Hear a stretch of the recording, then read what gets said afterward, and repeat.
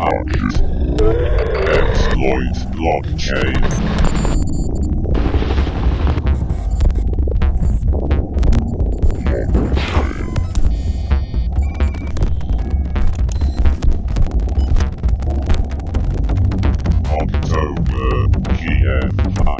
Good morning. That microphone works really well. So you'll be glad to know I'm not a minister, and I won't give you a political talk, but I want to talk a little bit about helping to build a better internet, which is Cloudflare's mission. Now, where's the clicker? Can I have the clicker? Can I click? And I'm going to tell a little bit of history of the internet. So who here uses Cloudflare already? Oh, quite a few. Okay, good. And here we go. All right. So let's try this out. Oops. All right, so I'm going to tell you two things. I want to talk a little bit about the history of the internet and how we got to where we are today, and why that history had no security in it, and how the fact that there was no security was important, in fact. Had it had security, it probably wouldn't have grown so fast. So I'm going to talk about these areas. The first one is layering. Now, anyone who's used a network is aware that the different layers of the network don't know about each other. So this is a 4/16 megabit token ring card, which I worked on the firmware for in 1992. And my first job, because I was the youngest developer, was to do the worst job, and that was write a TCP/IP stack for this thing in assembly language. And the reason I had that job was, at the time, these things were used entirely with IBM networking, and TCP/IP looked like it was going to be the new thing, so we had to write a stack for it. And the important point here is that the internet protocols allowed us to do that because they didn't care about the layer underneath. They didn't care about Ethernet or fiber, or in this case, token ring, which is a largely dead technology at this point.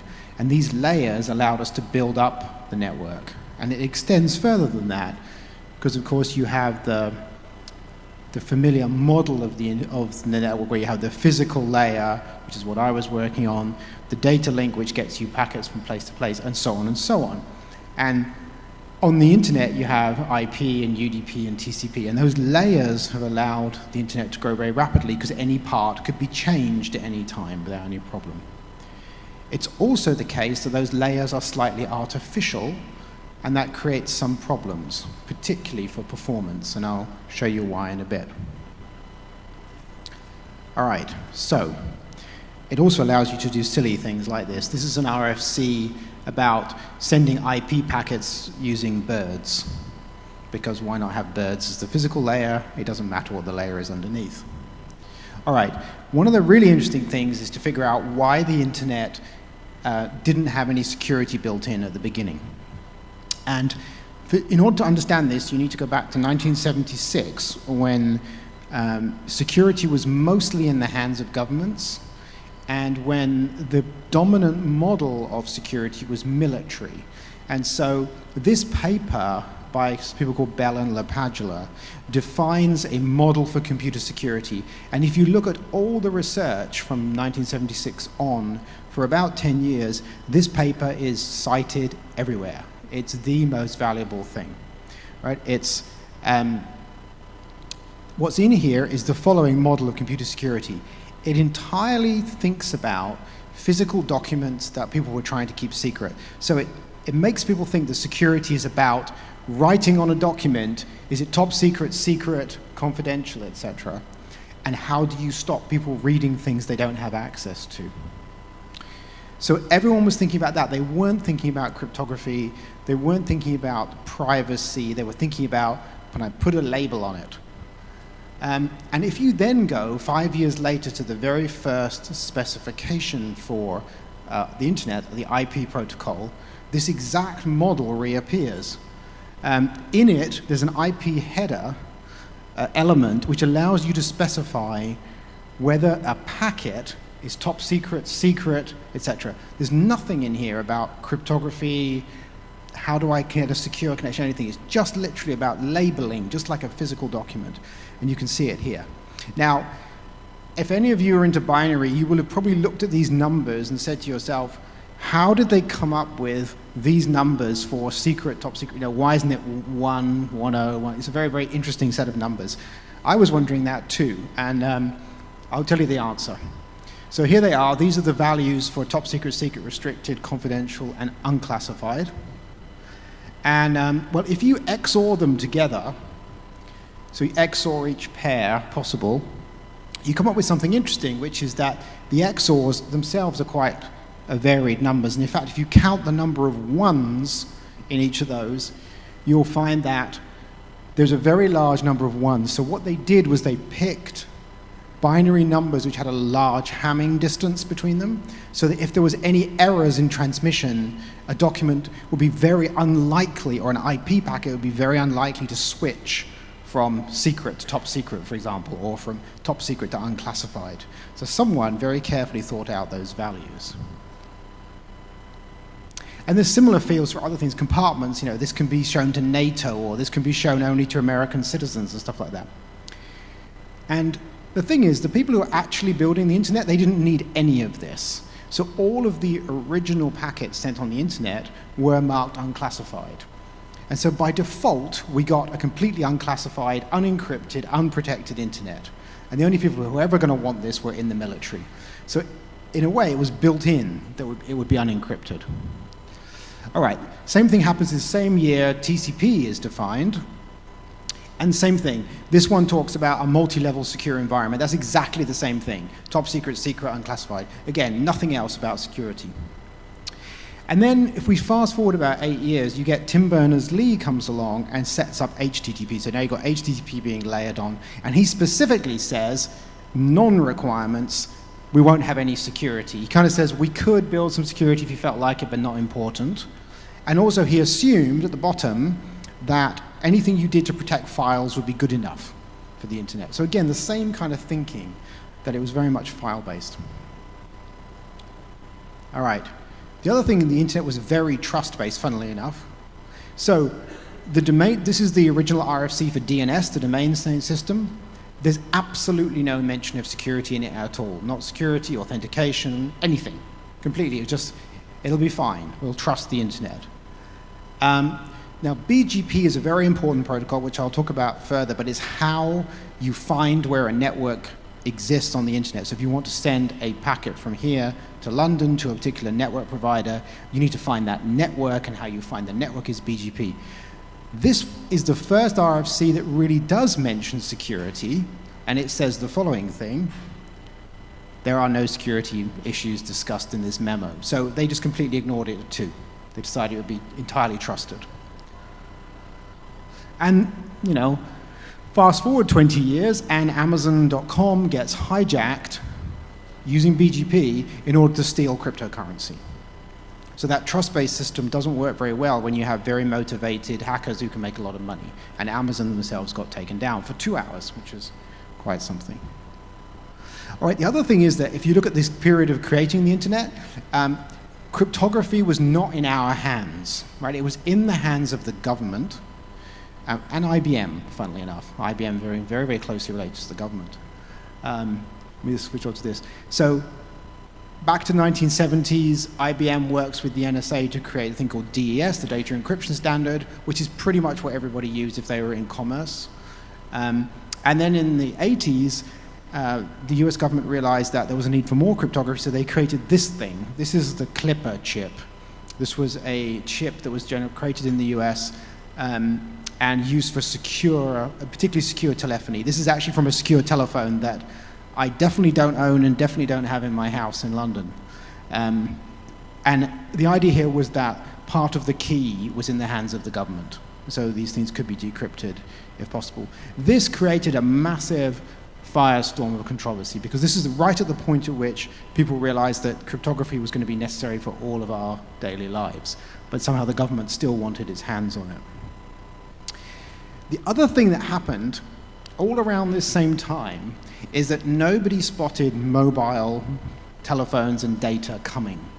None of these RFCs really think about it.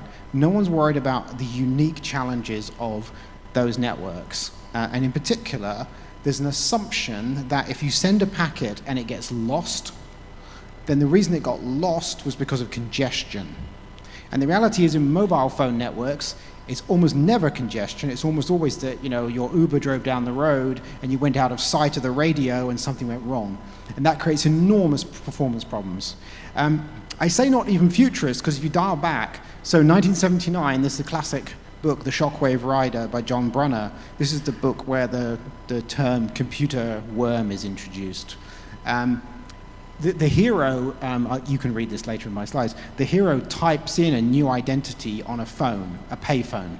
Goes to a payphone and punches in an entire new identity for himself. And in fact, he's called out as a genius for having done it.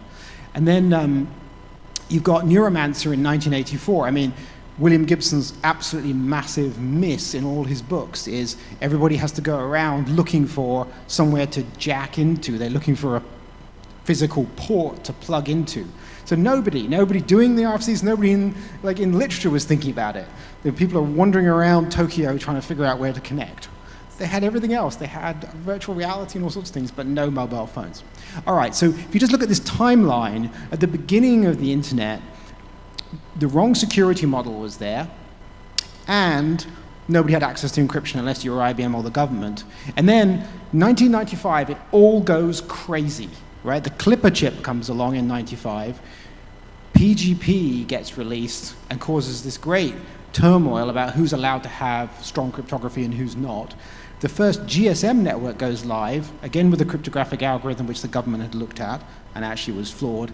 And Netscape releases SSL2. There's this huge explosion of things. And then, literally a year later, Executive Order 13026 is President Bill Clinton essentially freed up strong cryptography for the world. He said, well, we've lost this battle, essentially. And so that was the first crypto war. So my thesis is that the internet grew so rapidly because it didn't have any security features at all, and it came out of the thinking of the Cold War, which was to do with top secret and secret things. And then the next stage was where we are today, which is where we have cryptography. So, okay, what happened next? Just a couple of things. Just to give you, it's interesting to put this in perspective. So 20 years ago, you've got JavaScript first being created. So suddenly we get programmable web.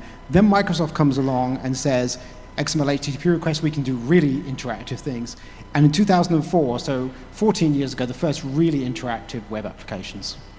2003, this is where you get the timeline of mobile telephony. It's been 10 years that we've had mobile apps really, really work well. And it's been something like about 10 years that we've had the cloud. So suddenly everything has moved on to very rich applications and the cloud. All right, so let's see. Let me move on to here. Okay, now one of the things that's happened is that we've made no progress in improving the speed of light in the last 20 years. We've tried hard, but it's stayed completely flat. And the reason this is a problem is that there are people all over the world and the speed of light is a problem. In particular, if you're in Australia, which is very, very far away by the speed of light from the rest of the world. So what Cloudflare does is it builds data centers where the people are, and our goal is to be within about 10 milliseconds of all the people on the planet. Therefore, we can get a very interactive thing. And so we've covered lots of places. We're here in Kiev, and then we have lots of things to do in Africa and some in South America. So what's next? All right, so the big thing is if you think about the beginning of the internet as being insecure, is we now have to secure all this stuff because we're using it all. And so I'm going to talk about some of these things. So first of all, HTTP2.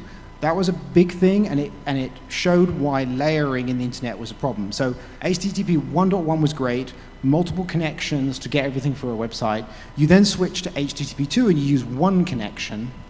And this has a really big problem, which is that if a packet is dropped on that connection, everything flowing over it stalls. So you've gone from being able to do things multiple in parallel to surely they're better in parallel, better use of bandwidth, but then they stall and they fall over. And so actually, this is terrible in mobile networks if you get any sort of corruption, because everything slows down. So what do? Well, Google comes along and invents a new protocol called QUIC. Again, using the layering, similar idea as HTTP2, everything over one connection, but use UDP instead. So you can then control what happens if you lose a packet. So the QUIC is something that's coming along very soon. Everything is going to default to secure. Google is pushing this in Chrome. This is going to be the true for every protocol. We're going to move to everything being secure. We have to redo the underpinnings of the internet. And for Cloudflare, the other thing that's happening is because of those large number of data centers, we're pushing compute into the network. So you can run your JavaScript or WebAssembly code on any one of our data centers globally, close to the end user, and that's the critical thing. All right, let's talk about trust. We inherently trust a hell of a lot of things when we go on the internet. We trust our DNS resolver to give us the right reply. We trust that we get to the right IP network. We trust the network that we go to. And the only way you can actually fix real trust on the internet is cryptography. And thank goodness for Bill Clinton having helped us get that to be free. So what do you do? If you think about it, there are hundreds of millions of names, of domain names.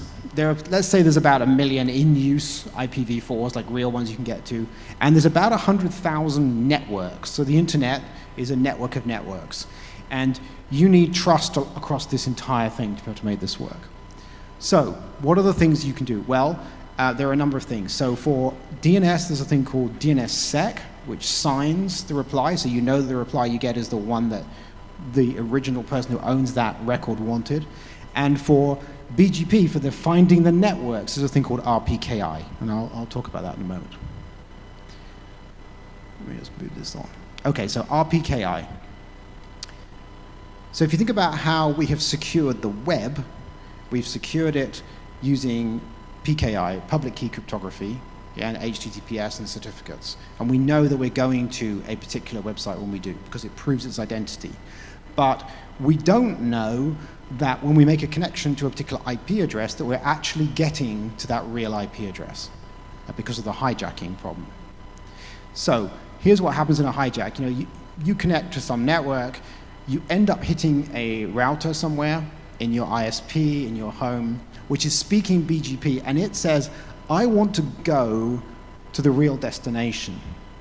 But someone else can actually inject a hijacked route, can actually say, I'm that IP address, I'm that network over here. And the reason they can do that is BGP is entirely trust-based. You can literally turn up on your own network at home and start announcing that you're a particular part of the internet. Now, your ISP may filter that out to prevent lots of damage, but there's nothing in the protocol that stops that from happening. So you could end up getting hijacked, and this is what happened to Amazon and has happened many, many times. So, the idea of Rpki is this. Without it, when you send a packet, it could end up going to completely the wrong network. It's got the same IP address, but it's just going the wrong way and get handled. What Rpki does is it adds a layer of public key cryptography, very, very similar to the way HTTPS works, that allows a router, when it receives a route, when it's told, oh, this network has this set of IP addresses, it allows it to check those in a cryptographic manner.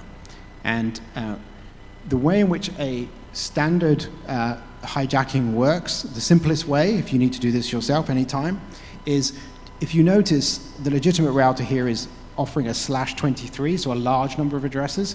If you manage to offer a more specific set of addresses, in this case a /24, then the way in which BGP works, it will say, well, that network's more specific, I'll go there before I go to the larger network. I'll choose that one over that.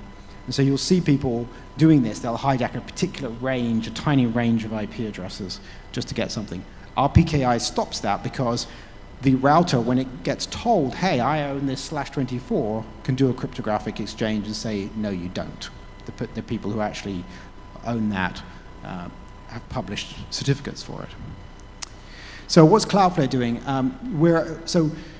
Cloudflare is fairly large now. We have about 10 million domains on us. We handle about 10% of internet web traffic. And so one of the things we try and do is we try and push for stuff to happen. These standards have been out for a long time, but we're signing all of our routes. When this presentation was put together, it was about 25% signed. It's now about 75% signed, and by the end of the year, we'll be signing everything. So that's us signing our routes, but we're also validating incoming routes as well, so that we will not accept a route unless it's been signed. And in order to make this possible, because it's quite hard, we operate 154 locations around the world. To make this really work, we're open sourcing our PKI validator. In fact, it's open source now. Anyone who runs a network can use our validator and talk to different sorts of equipment. Because sadly, quite a lot of networking equipment doesn't understand our PKI at all. All right, so let's just talk about DNS. So if we've secured the networks and the IP addresses, then we have to secure DNS. So DNSSEC is a way of signing, again, cryptographically, the reply you get from a resolver. It's rather a complicated thing. When you register a domain, you have to enable DNSSEC, and then you have to tell your DNS operator to publish certain records with the keys in it, and then you have to tell your registrar, because there's a chain of trust all the way back up to the root. Cloudflare has kind of simplified that just so that you can knock out this step here. But it's still fairly complicated. But in our UI, you just press a button and we will publish it and give you the thing you need to give to the registry. But we're trying to automate that. That's one of our big things right now, is to make it as automatic as possible. You should be able to enable DNSSEC, get things signed automatically. All right. And then lastly, we have, an actual connection to a website using PKI. Now, funnily enough, all of this stuff relies on knowing the correct time. Not very long ago, my mother called me and said, I think I've been hacked. I'm getting certificate errors when I go to my bank on my PC. And I thought she'd been hacked too. And so she said, well, I'm going to turn off my machine. You'll come and look at it when you come to the house. So I weeks later, go to her house, turn on the machine, boot the machine, and it says that it is January 1970. So what had happened was the battery on the real-time clock had died, and the machine thought it was 1970, and all of the certificates were invalid because of time. Right? So time, it turns out, is very, very important. In order to have certificates, you need to know what the time is, and we'd like to have really, really short-lived certificates. We'd like to have a certificate that lasts a day to improve security, but we can't because people don't have a good time. But there's lots of research being done on this. Clock skew on machines around the world. The average person's machine, if you look out there, varies. If you look at the range of it, easily a day off on many people's machines. So you've got to be very careful about what you do. So Cloudflare is participating in a thing called Runtime. Runtime is a free, cryptographically signed time source. We're doing this in association with Google, and it allows people to get rough time. Now, it's not nanoseconds accurate, but it's accurate enough for certificates, and it allows you to do it in a trustworthy way. The idea is, rather than trusting a single time server, because if you try to trust NTP, which isn't signed, what if the NTP server has been poisoned and lies to you about the time, and then you get served a certificate with the wrong time on it, and somehow that gets you hacked? So the idea of rough time is you have many machines that are putting out the time. You can query many of them in a cryptographic manner, and then it builds up a chain of trust where if any of those servers lie, they get removed from the pool by the protocol itself. So this is available now if people want to play with rough time, and we're hoping that what happens is we end up with very good time standards on the internet. All right, let's talk about privacy and integrity, because what I've talked about right now is trying to secure the internet itself. There's nothing in here really fundamentally about privacy. Let's talk about two things which are really important: Tor and IPFS. So let's think about these things. It's useful to think about where different bits of the web start. So if you look at, if you have one axis is like integrity, can the actual thing that I'm looking at be corrupted in some way? And if you look at anonymity on another axis, you have a bunch of different things. So if you're the bottom left corner, if you just use a web browser to go somewhere, there's no integrity guarantee really that you're there, and it's certainly not anonymous. There's all sorts of ways you can be tracked and looked at that. And at the top right corner, if you use Tor and you access something over IPFS, you're guaranteed an anonymity by Tor, and IPFS, because of the way in which it publishes a hash of the actual file you're looking at, guarantees integrity. So that's sort of the ultimate there. And then obviously you can choose other, if you access the internet over Tor, you're getting anonymity, but there still could be corruption somewhere along the way. You can't be guaranteed that the document you're seeing is the document that the publisher put out. So what's Cloudflare doing? So Cloudflare supports all of these technology. I'm going to tell you about a new, we're supporting onions within our network directly, so you can get anonymity without going through an exit node. And we have our own IPFS gateway. So this is the distributed gateway, web gateway. Basically, there is a web to IPFS gateway that Cloudflare is running. The most common thing people say is, well, how can we trust you not to corrupt what's in IPFS? And the answer is, that's the answer. That's what IPFS is. You can check, because that's what the hash does. We also open sourced a plugin for browsers that does that checking for you. So you can say, I got it through the Cloudflare gateway, and yes, the hash matches, so you know it's genuine. And so the basic idea is we're running, we have a very, very large network. And so it's very easy for us to roll something like this out and support a huge number of files. In fact, this is now definitely the fastest, largest way to get IPFS. And we're working closely with the IPFS folks directly. You can publish here, you can go to the gateway. You can also put, if you have a domain that you want to make available through IPFS, we can do that for you in one click. We'll push it out for you and make it available. You can just sign up for free today. So this is cloudflareipfs.com, looking at a page on Wikipedia, and you can see the plugin telling you, here's the ID, here's the page ID, and we've verified that this is actually, this plugin has verified that Cloudflare hasn't corrupted it in any way. Next thing is the Onion service. So for a very, very long time, Cloudflare had a horrible reputation with people who use Tor. Actually, funny enough, like me, because I used Tor and it drove me nuts. So much so that one day the CEO of Cloudflare said to the whole company, the company isn't being sympathetic enough to people who use Tor, and he asked me to route our entire company's internet through Tor. And for a week, we went through the Tor network, which was slow, but above all, it was painful because of the number of times Cloudflare blocked our own employees. And so we set out on quite a long process to deal with this problem.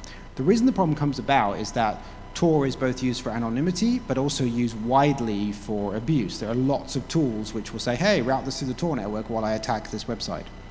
And so our systems, because of the strong anonymity in Tor, couldn't distinguish this bad thing from a person just looking at the website. So we had to come up with a very, very robust way to do that, and that's the Onion service. So the way things work typically in Tor, right, is you make a connection into some entry node, you go over 3 hops, you come out of an exit node somewhere, you traverse the internet, and if you're coming to something on Cloudflare, you hit Cloudflare.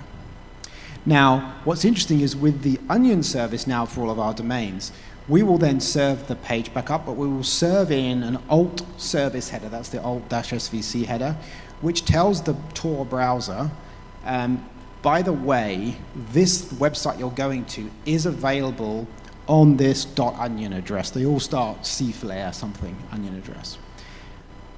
Any subsequent request to that website, the Tor browser will not go out through an exit node. It will actually go directly to the Onion running in our network. So it eliminates any problems with the exit node and the hop across the internet.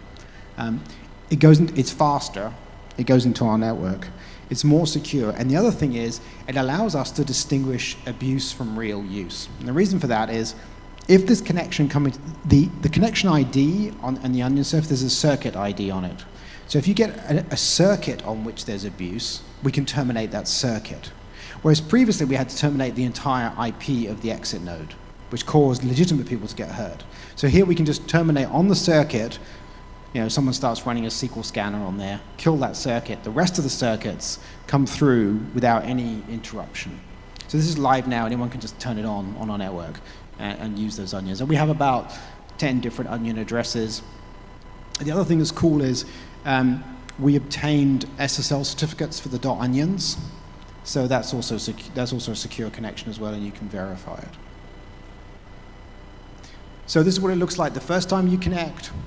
This is just a test site that we have, and it says, hey, looks like you're coming from an exit node, and this is the IP address of the exit node. And then if you refresh, you'll see actually inside, this is the alt service header saying, hey, this website is available on this alternative service, which is a .onion. And we worked with the Tor folks so they can pick that up and say, oh, okay, there's a .onion for this, we'll use the onion instead. Refresh the page, and you get, okay, you're coming in through the onion. You can see, you can kind of identify it by the connecting IP there having dead beef in it. So you're coming in entirely through to the Tor network. So, what we're trying to do, make the internet both anonymous and uncorruptible for people. One of the reasons we're doing this, one of the things that's important to understand about Cloudflare is the way in which we make money is that we sell our service to people who buy our service. So people who own websites, APIs, the back ends of apps. What we don't do is mess with people's data. We've never been a business that's into ads or selling data. We only use data internally to identify abuse. And so that's made it easy for us to say, well, we can support all these privacy enhancing technologies because we don't have any worries about, we don't need to know who you are. Oh, that might be the end. There you go. All right. And I think I have 10 minutes where I'm happy to answer questions if there are questions. HackIT. Exploit blockchain.